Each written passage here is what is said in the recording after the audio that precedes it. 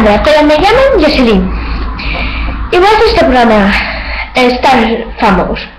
Bueno, en este programa vamos a hacer noticias sobre famosos, los noviazgos de los famosos y la numeración de famosos. Ahora os explicaré qué es esto. Bueno, la numeración de famosos se trata sobre yo cada semana, bueno, cada viernes voy a subir un vídeo en la que voy a hacer todo lo que acabo de decir, ¿vale?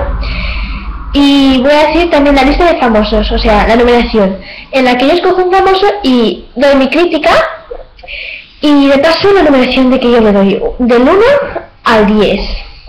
Seré muy franca, o sea, puedo dar a un famoso el 1, o sea, que sería un famoso casi bien que ni lo quiero ver, ni en pintura.